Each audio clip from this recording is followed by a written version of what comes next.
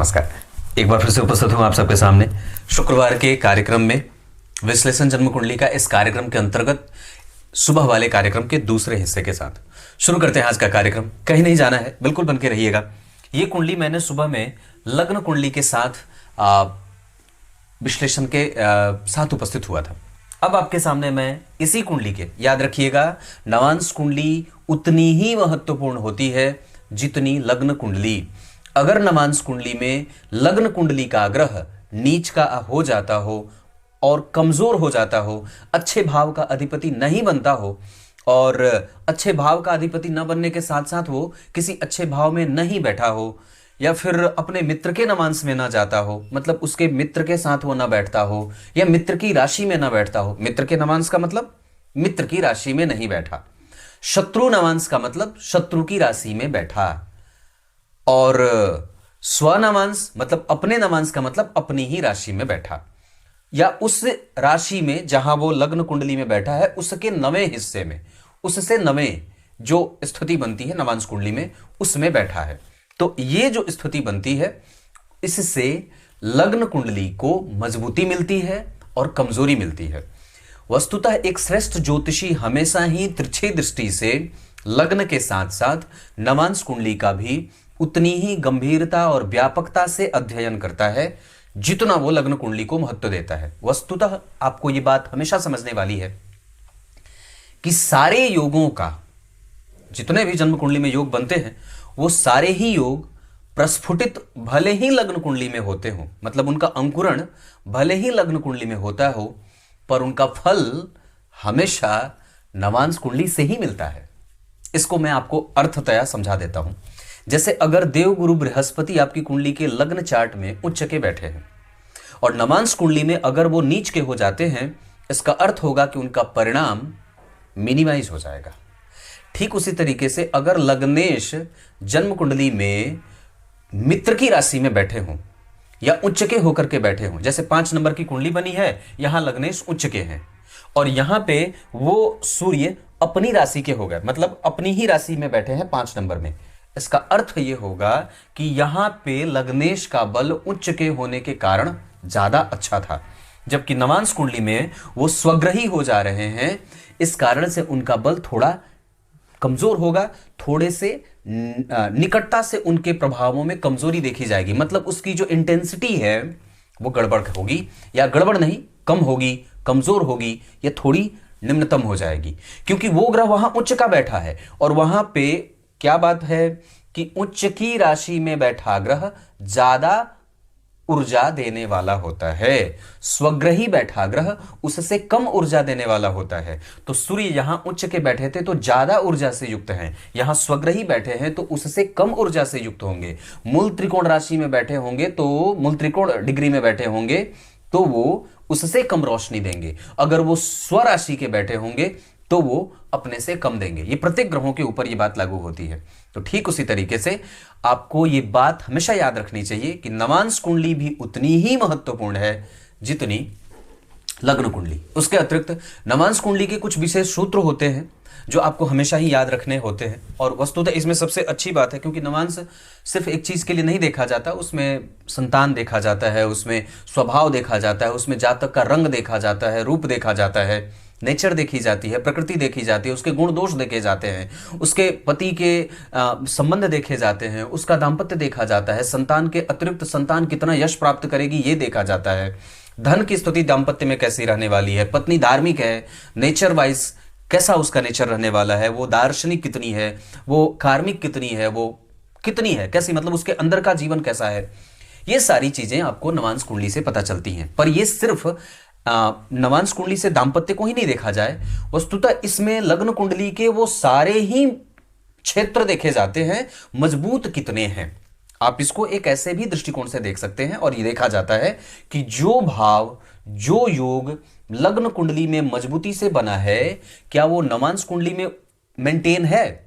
जैसे मैंने आप लोगों को एक बात बताई, आपको बीच में रोक करके एक बड़ी अच्छी बात बताता हूं।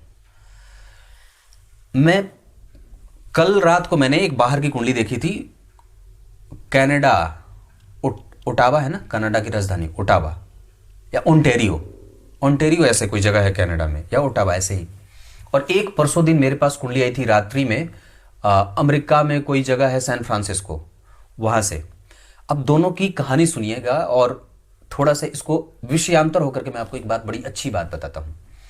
परसों दिन जो रात में मैंने कुंडली देखी थी, उसमें माता और पिता इस बात को लेकर के बड़ी रो रहे थे बहुत तेजी से, कि पंडित जी मेरा बेटा इतने वर्ष का हो गया पर आज तक उसने मुझसे सीधे मुंह से बात नहीं की और आज तक उसने मुझे मम्मी और पापा नहीं कहा है। ये विदेश में रह रहे बच्चों का हालत, कि उनकी हालत कितनी खराब है। और कल जो मुझे कुंडली मिली उसमें वो लड़का कनाडा में ही जन्मा है, वस्तुतः मूलतः वो भारत के हैं पर कनाडा में जन्मा, कुछ दिन के लिए भारत आता है फिर वापस कनाडा जाता है। और उसकी स्थिति ऐसी कि माता पिता से लड़ करके वहां की जातिका से विवाह करके अलग है, या फिर विवाह नहीं करके अभी विवाह नहीं किया है। और ऐसे हैं कि मत पूछो, लड़ लड़ करके संस्कार से हीन होकर के कैसे अपने मूल रूट को छोड़ रहे हैं और अपने वास्तविक जो उनकी जो अंदर के सभ्यता और संस्कृति की बात है वो सब बिल्कुल एकदम ध्वस्त हो रहा है। तो कहने का तात्पर्य ये है कि जब आप अपने देश को छोड़ करके जाते हैं तो भले ही आप बहुत सारी चीजें पा लेते हैं, चाहे वो धन हो, वैभव हो, पर जो चीज छूट जाती है वो वापस उसको कभी आप पा नहीं सकते। माता पिता रो रहे हैं, बिलख रहे हैं, और एक तरफ वो इस बात से खुश भी हो जाते हैं कि चलो कम से कम बेटा खूब सारा धन तो कमा रहा है, पर ये बात इसमें उलझने की नहीं है। तो अपने बच्चों पे ये बात अवश्य ही ध्यान रखने वाली बारी है कि वो कहाँ हैं तो कैसे हैं और वो कितने बंधे हुए हैं आपकी भावनाओं से। तो मैं ये बोल रहा था, नवांश कुंडली के बारे में मैंने इतनी चर्चा करी। अब इन कुंडली में, इस कुंडली में मैं आपको बताऊं, इनकी कुंडली में तो लग्नेश यहाँ उच्च का था और यहाँ पे बैठा है स्वग्रही, शुक्र के साथ जो डिग्री में बहुत क्लोज है, तो शुक्र का प्रभाव थोड़ा कमजोर हो जाएगा।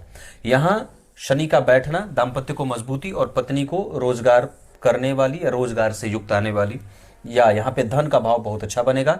बुध के साथ मंगल का बैठना यहाँ व्यक्ति को संतान उत्पत्ति में कभी कभी बाधाएं उपस्थित कर सकता है, और ऑपरेशन आदि व्यक्ति के जीवन में कई बार मंगल और बुध की दशाओं में देखने को मिलते हैं। सप्तम भाव के अधिपति मंगल अष्टम भाव में षष्ठेश के साथ, पंचमेश के साथ बैठे हैं, ये थोड़ा ठीक नहीं होता। यहां गुरु राहु के साथ बैठे हैं, ये गड़बड़ी करेगा, जिसके कारण व्यक्ति के दाम्पत्य को बहुत ज्यादा वक्त देने की बारी होगी। वहां पे झूठ ना हो, वहां पे कसीदे न पढ़े जाते हों, वहां पे गंदगी न मची हो, और वहां पे धार्मिकता बिल्कुल ही गायब ना हो। वहां पे दार्शनिकता होने की आवश्यकता है, दार्शनिक भाव होने की आवश्यकता है, भावनात्मक रूप से मजबूती की आवश्यकता है। उस रिश्ते में झूठ की कोई स्थिति नहीं बननी चाहिए, नहीं तो ये दाम्पत्य कमजोरी को दिखा सकता है।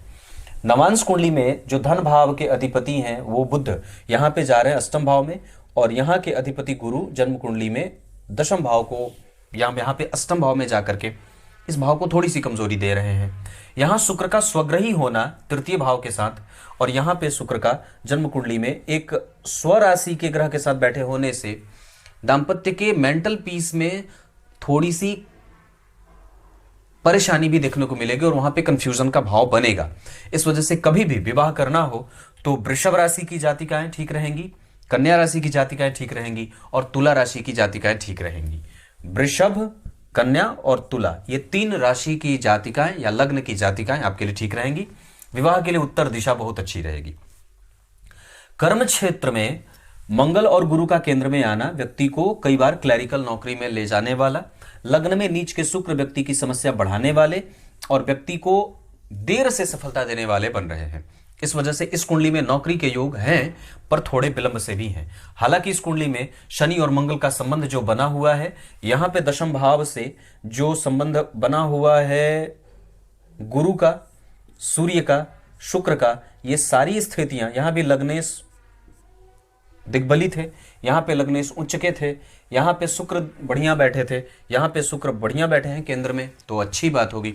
इस वजह से व्यक्ति के जीवन का धन, व्यक्ति के जीवन का वैभव, व्यक्ति के जीवन का सुख, साम्राज्य, अनुभव, धर्म, अध्यात्म, दर्शन और जीवन में आयु, ये सब जातक को मिला हुआ है। इस कुंडली में मैं इतनी बात कहूंगा, इस कुंडली को झूठ बोलने की आदत से बचाने की आवश्यकता है, और इस कुंडली में होप की आवश्यकता है। आप कभी भी अपनी आशावादी प्रवृत्ति त्यागिएगा नहीं, और कभी भी पत्नी के साथ अपने संबंधों को बनाने से पहले अपनी कुंडली अवश्य ही मिला लेंगे। इस कुंडली में मैं बाकी अगर बात कहूं तो जितने भी ग्रह हैं वो इस डिग्री पे बैठे हुए हैं कि सबकी दशाएं आपके जीवन में धनदायक ही हैं। आरंभ थोड़ा कष्ट से हो सकता है। संतान वगैरह और साम्राज्य की स्थिति या धन वगैरह पाने की स्थिति, जो चल अचल संपत्ति है उसका भाव आपकी कुंडली में बहुत अच्छा है। आपके पास साहस, आपके पूर्वजों का बल, ये सब आपकी कुंडली में मैं ठीक देख रहा हूं। इसके अतिरिक्त आपकी कुंडली में भूमि का सुख, भवन का सुख, वाहन का सुख शुक्र और गुरु की दशा में प्राप्त होने के योग बहुत ज्यादा लगेंगे। इसके साथ साथ मंगल की दशा में भी इसका सुख भोगा जा सकता है। संतान वगैरह के लिए यह कुंडली बिल्कुल अच्छी होगी। संतति का सुख जरूर होगा। ऑपरेशन वगैरह के योग से संतति प्राप्त होने के योग बन रहे हैं। इस वजह से उस समय की तैयारी अवश्य कर लेने की आवश्यकता रहेगी। इस कुंडली में संतान को लेकर के कई बार मनमुटाव की बात भी बनेगी। थोड़े बहुत क्रोध और थोड़े बहुत भौतिकीय दूरी के योग भी इस कुंडली में बनेंगे। खास करके इस कुंडली में संतति पाने का योग मंगल और गुरु की दशा में संतति को पाने की कोशिश करनी चाहिए। माता और पिता को लेकर के इस कुंडली में माता का सुख बहुत बढ़िया होगा। माता से धन और पिता से ज्ञान, ये दोनों ही चीजें, पिता का कारोबार और पिता से युक्त होकर के व्यक्ति जीवन जीता है। व्यक्ति के जीवन में कभी कभी पिता से मनमुटाव और मतभेद की स्थिति भी बनेगी। पिता का स्वास्थ्य थोड़ा बहुत परेशान रह सकता है, ये एक सामान्य सी बात होगी। व्यय और ऋण वगैरह में ये कुंडली अगर देखूंगा तो इस कुंडली में जो स्थिति मैं देख रहा हूं उसके आधार पर धन भाव, पंचम भाव, एकादशवां भाव, आप 50% से भी ज्यादा धन शेयर, सट्टेबाजी, लॉटरी आदि में लगा सकते हैं। पर कोशिश ये करिएगा कि शुद्धतम तरीके से धन कमाया जाए, क्योंकि यहां पे शुभ ग्रह अपनी राशि में बैठा है और कम से कम आपकी कुंडली में चंद्रमा बड़े अच्छे बैठे हैं। इस कारण से आपको धन निश्चित रूप से हमेशा आता रहेगा। ये कुंडली धन के मामले में कमजोर नहीं है, वाणी के मामले में कमजोर नहीं है। ये इस कुंडली की बात रहेगी। दशाओं के आधार पर मैं एक बात मैंने कल भी बताई थी, बात शुक्र की, सूर्य की, चंद्रमा की, बुध की, गुरु की दशाएं अच्छी रहेंगी। मंगल और शनि की दशाएं कभी कभी परेशानी देने वाली बन सकती हैं। हालांकि अगर जीवन में भयंकर उधेड़बुन कभी होगा तो ये शनि और मंगल के कारण ही होगा। बाकी की चीजें, केंद्र में गुरु बैठे हैं तो दांपत्य टूटने वाला नहीं है। उसका दूसरा कारण यहां पे शनि के बैठे होने का भी हो सकता है। सप्तम भाव के अधिपति बुध जैसे शुभ ग्रह के साथ और पंचमेश के साथ बैठे हैं तो ये एक योग बनेगा। पर अष्टम भाव में होने के कारण कभी कभी पत्नी के साथ मतभेद के योग भी बनेंगे और कभी कभी उसके साथ संबंधों में कटुतापूर्ण भाव भी देखने को मिलेंगे। हालांकि चंद्रमा वर्गोत्तम है, इस वजह से दांपत्य टूटने वाला नहीं है, कोमलता से संबंध बीतता जाता है। नवांश कुंडली में चंद्रमा के साथ राहु का बैठना ठीक नहीं, बुध के साथ केतु का बैठना ठीक नहीं, चंद्रमा और बुध का एक दूसरे को देखना बहुत अच्छा नहीं होगा। सूर्य के साथ शनि का 12 में बैठना कई बार व्यक्ति को विदेश, बाहर और अपने जन्म स्थान से दूर ले जाकर के स्थापित करने का योग बना रहा है। ये आपकी कुंडली है। अब मैं आपको आपकी कुंडली में 2 से 4 चीजें ऐसी बता देता हूं जो आपको जीवन भर काम करे। इस कुंडली में मंगल और शुक्र और गुरु की दशाएं के उसके अतिरिक्त सूर्य की दशा बहुत कुछ आपको देने वाली सिद्ध होंगी। नुकसान चंद्रमा में गुरु का, चंद्रमा में शनि का, चंद्रमा में शुक्र का, चंद्रमा में शनि का दूसरा तीसरा चरण रहेगा वो आपको कष्ट दे सकता है। आगे आने वाली दशाओं में गुरु में चंद्रमा जब कभी भी आए, गुरु में शनि जब कभी भी आए, गुरु में शुक्र जब कभी भी आए तो हमें सावधान रहने की आवश्यकता होगी। ये बस इतनी सी बात है। कुछ इसी तरीके से आज के कार्यक्रम का समापन करते हैं। तब तक के लिए इजाजत दीजिए। कल एक बार फिर से उपस्थित होंगे आप सबके सामने। सुबह का कार्यक्रम अवश्य देखा करिए। तब तक के लिए बहुत बहुत नमस्कार।